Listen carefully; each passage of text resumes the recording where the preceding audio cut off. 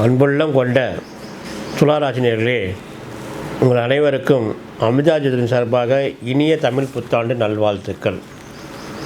இந்த பிறக்கின்ற புது ஆண்டு பரப வருஷம், இந்த வருஷம் எல்லாருக்கும் நல்லதே நடக்கட்டும் அப்படின்னு முதல்ல வேண்டிக்கிட்டு, நம்மளுடைய துளாராசினியர்களுக்கு எப்படி இருக்கும் அப்படின்னு பார்க்க போகிறோம். நம்ம துளாராசினியர்கள் சித்திரை மாத பலன்கள், அதாவது நம்ம ஒவ்வொரு மாதம் பலன் சொல்லிட்டு வர்றோம். இந்த பிறந்த சித்திரை மாதத்தில் துளாராசினியர்களுக்கு எப்படி இருக்குன்னு பார்க்க போகிறோம். நம்ம சித்திரை மாதத்தில் கிரக நிலை இருக்கு இல்லையா, அந்த கிரக நிலை வச்சு தான் பார்க்க போகிறோம் பொதுவான பலன்கள்.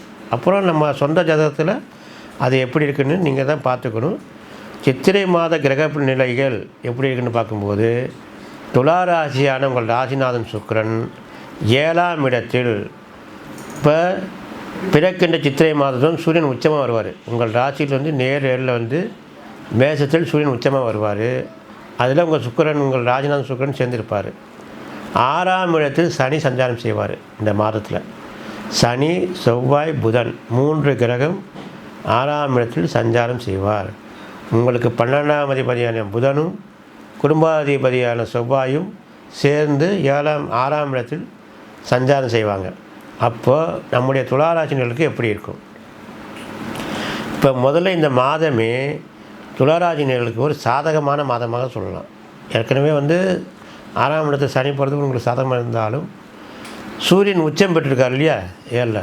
அப்போது உங்களுக்கு அரசாங்க உத்தியோகத்துக்கு சம்பந்தமாக நீங்கள் ஏற்கனவே பதிவு செய்து அதிகப்படியான தாமதம் ஏற்பட்டிருந்தாலும், இந்த மாதத்தில் உங்களுக்கு ஒரு நல்ல செய்தி கிடைக்கிறதுக்கு அதிகப்படியான வாய்ப்புகள் உண்டு.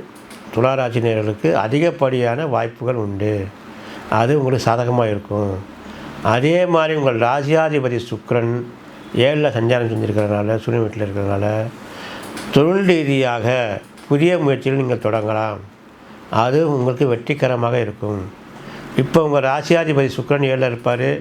உங்கள் குடும்பாதிபதி செவ்வாய் 2ஆம் இடத்து அதிபதி 6ல் சஞ்சாரம் செய்வார் குரு வீட்டில்.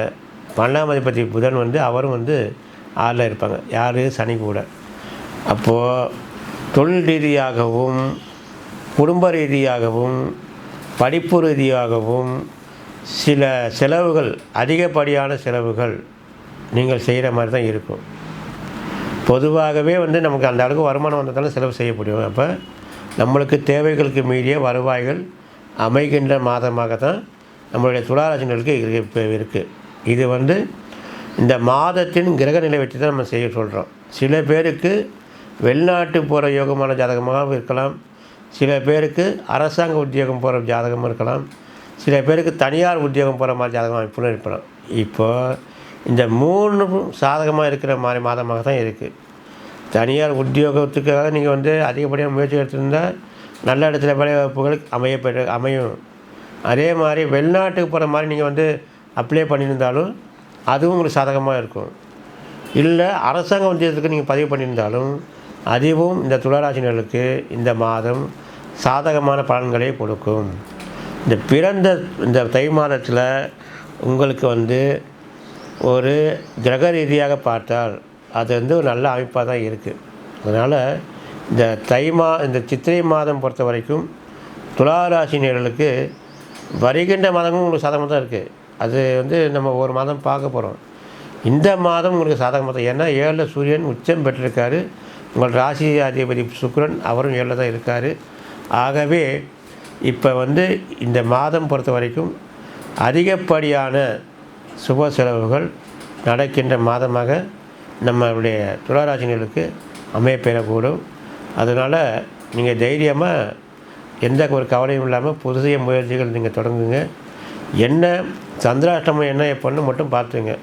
அது மட்டும் பார்த்துட்டா போகிறோம். மிச்சம் உங்களுக்கு பிறக்கின்ற இந்த தமிழ் புத்தாண்டு சாதகமான பலன்களாகவே இருக்கிறது.